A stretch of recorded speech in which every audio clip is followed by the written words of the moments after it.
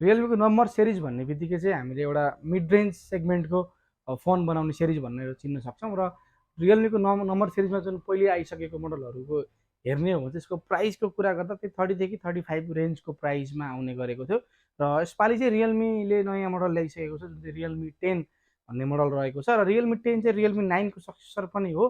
र यसको price and फिचर्सको बारेमा हामी कुरा गर्ने नै छौँ। त्योभन्दा अगाडि चाहिँ हामी यसको अनबक्स गर्छौँ। आउनुहोस् बक्सभित्र के छ त्यही हेरौँ।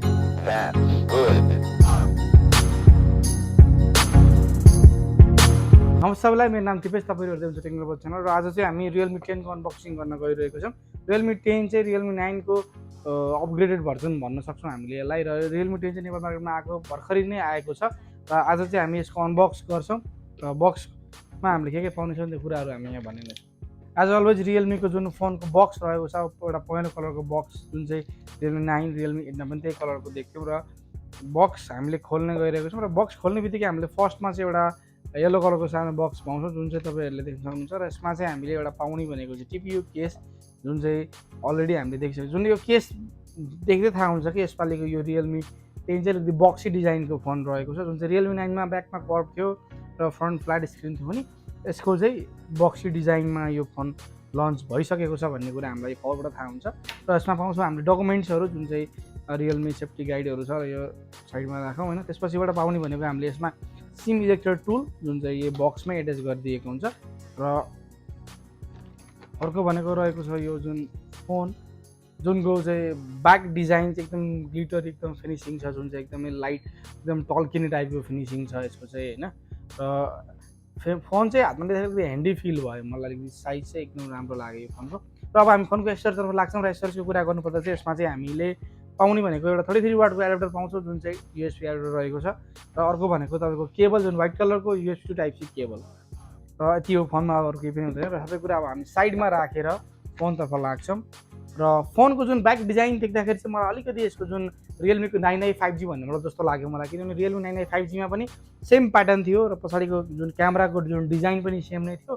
र यसको जस्तै ग्लिटर फिनिसमा आउँथ्यो र ब्याकको जुन डिजाइन पनि बक्सी डिजाइनमै आउँथ्यो त्यो चाहिँ होइन।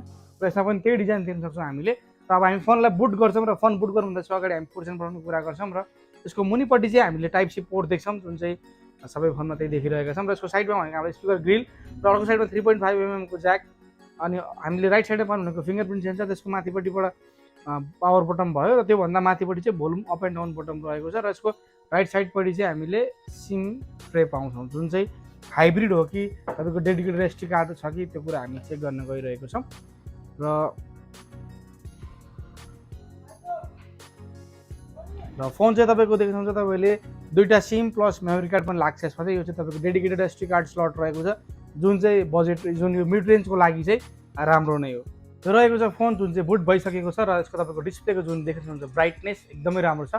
यसको सायद यसको 1000 निट पिक ब्राइटनेसको कारणले गर्दाखेरि होला। र डिस्प्ले क्वालिटी पनि यसको एकदमै राम्रो छ किनभने सुपर एमोलेड डिस्प्ले रहेको छ। र यसको चाहिँ अब जुन हातमा लिँदाखेरि बिल्ड क्वालिटीको कुरा गर्नुपर्दा चाहिँ यसको ब्याक प्यानलमा हामीले प्लास्टिक बिल्ड पाउँछौँ। र यसको जुन फ्रेम छ त्यो पनि प्लास्टिक फ्रेम रहेको छ। हेर्दाखेरि चाहिँ ठ्याक्कै मेटल जस्तो छ है, फेरि झुकिनु होला तपाईँहरू, तर यो प्लास्टिक नै हो, मेटल पनि यसको फ्रेम पनि। र फ्रन्टमा चाहिँ हामीले कर्निङ गोरिल्ला ग्लास 5 को प्रोटेक्सन पनि पाउँछौँ। र डिस्प्ले तपाईँको सुपर एमोलेड डिस्प्ले रहेको छ। त्यसले गर्दाखेरि तपाईँको डिस्प्लेको ब्राइटनेस चाहिँ एकदमै राम्रो छ यो फोनको चाहिँ। यो फोनको डिस्प्लेको कुरा गर्नुपर्दा चाहिँ यसमा चाहिँ हामीले 6.4 इन्चको डिस्प्ले पाउँछौँ जुन चाहिँ अलिकति साइज वाइज एकदमै ह्यान्डी साइज छ। मलाई चाहिँ एकदम मन पऱ्यो यसको साइज वाइज चाहिँ होइन। 6.4 इन्चको स्क्रिन साइज रहेको छ। त्यसले गर्दाखेरि चाहिँ तपाईँहरूलाई फोन हातमा लिँदाखेरि चाहिँ एकदमै त्यो ठुलो डिस्प्ले जस्तो अलिकति अनकम्फर्टेबल फिल भएको जस्तो चाहिँ तपाईँलाई फिल हुँदैन। त्यहाँमाथि तपाईँको यो जुन बक्सी डिजाइनमा चाहिँ स्क्रिन साइज ठुलो भयो भने हातमा एकदमै अप्ठ्यारो हुन्छ। र यसको चाहिँ तपाईँको 6.4 इन्च साइज एकदमै राम्रो छ। त्यसले गर्दाखेरि चाहिँ तपाईँलाई हातमा लिँदाखेरि एकदमै कम्फर्टेबल फिल हुन्छ यो फोनको। र यसको 6.4 इन्चको एफएचडी प्लसको डिस्प्ले रहेको छ र सुपर एमोलेड डिस्प्ले रहेको छ। त्यसमा हामीले 90 हर्जको रिफ्रेश रेट पनि पाउँछौँ जुन चाहिँ तपाईँको रियलमी 9मा पनि हामीले देखिरहेका थियौँ। यसमा पनि त्यही छ रियलमी यसमा 10मा पनि होइन। र यसमा अर्को पाउनु 1000 इन्चको पिक ब्राइटनेस पाउँछौँ जुन चाहिँ अलिकति रियलमी 9को कम्पेयरमा अपग्रेडेड हो यो चाहिँ होइन। यसको पिपिआईको कुरा गर्नु त 411 को यसको पिपिआई रहेको छ। र स्क्रिन टु बडी रेसियो हेर्नु भने त्यसको 89% स्क्रिन टु बडी रेसियो रहेको छ। स्क्रिन टु बडी रेसियो कुरा गर्दा बेजल चाहिँ अलिकति मुनिपट्टिको बेजल चाहिँ अलिकति ठुलो हो कि जस्तो लागिरहेछ मलाई यसरी झट्टै हेर्दाखेरि चाहिँ। र यसको जुन तपाईँको डिस्प्लेको जुन फ्रन्टमा चाहिँ साइड पन्च होल डिस्प्ले रहेको छ। तपाईँको साइडमा चाहिँ पन्च होल गरेको छ यसको डिस्प्लेको जुन क्यामेरा चाहिँ साइडमा राखिदिएको छ जुन चाहिँ रियलमी 9मा पनि हामीले त्यही देख्थ्यौँ। त्यसमा पनि त्यही छ। म्याक्सिमम् रियलमीको 7 सिरिजदेखिबाट अहिलेसम्म हेर्ने हो भने चाहिँ यसको पनि तपाईँको साइडमै पन्च होल डिस्प्ले आउँछ, जुन चाहिँ अलिकति अब अपग्रेड गर्नुपर्ने, किनभने बिचमा पन्च होल राख्दा अलिकति राम्रो देखिन्छ फोन साइडमा भन्दा पनि।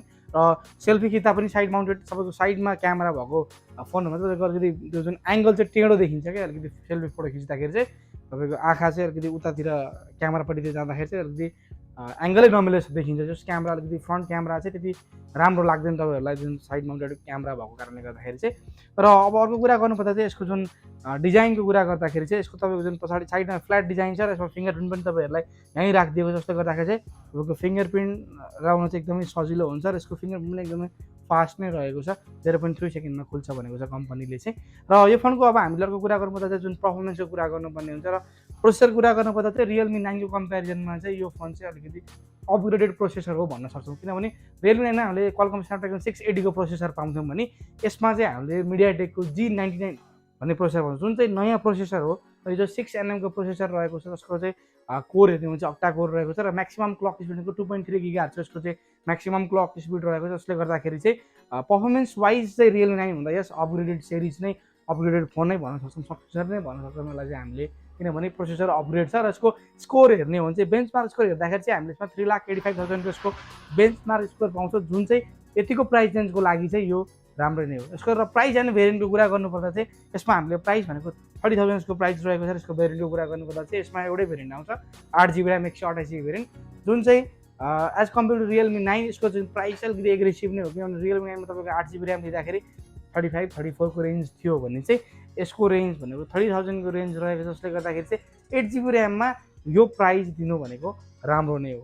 र अब यसको हामी चाहिँ क्यामेराको कुरा गर्छौँ र क्यामेराको कुरा गर्नुपर्दा चाहिँ यसको पछाडिपट्टि हामीले जम्मा डबल क्यामेरा पाउँछौँ, जुन चाहिँ Realme 9 को कम्पेयरमा चाहिँ यसको अलिकति डिग्रेड जस्तो लाग्यो मलाई, किनभने Realme 9 मा हामीले ट्रिपल क्यामेरा सेटअप पाउँथ्यौँ भने यसमा डबल क्यामेरा सेटअप पाउँछौँ। र यसको मेन क्यामेरा भनेको 50 मेगापिक्सलको सेन्सर रहेको छ, जुन चाहिँ Realme 9 को कम्पेरिजनमा चाहिँ अझ पनि डिग्रेड नै हो, किनभने Realme 9 मा चाहिँ हामीले 108 मेगापिक्सलको क्यामेरा पाउँथ्यौँ भने यसमा चाहिँ हामीले 50 मेगापिक्सलको क्यामेरा पाउँछौँ र f1.8 एपर्चर पाउँछौँ, जुन चाहिँ यतिको प्राइस रेन्जमा यति नै रहन्छ। र यसको चाहिँ जुन अर्को क्यामेरा जुन लेन्स रहेको छ, जुन चाहिँ तपाईँको 2 मेगापिक्सलको लेन्स रहेको छ, जसले गर्दाखेरि चाहिँ तपाईँको यसमा हामीले अल्ट्रा वाइड मिस गर्छौँ र यसमा चाहिँ हामीले डेप्थ सेन्सर मात्र पाउँछौँ।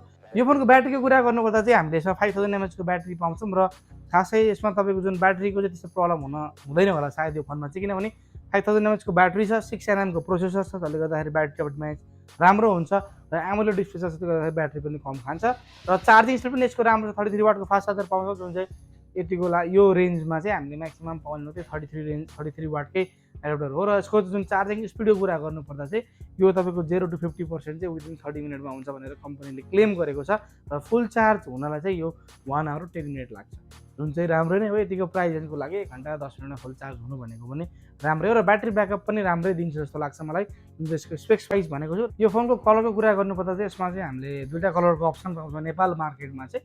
एउटा रहेको छ जुन रस ब्ल्याक, जुन तपाईँहरूले मेरो हातमा देख्न सक्नुहुन्छ, तपाईँको ब्ल्याक जस्तो चाहिँ कुनै पनि एङ्गलबाट छैन, तर पनि त्यही पनि नाम चाहिँ ब्ल्याकै राखिदिएको छ।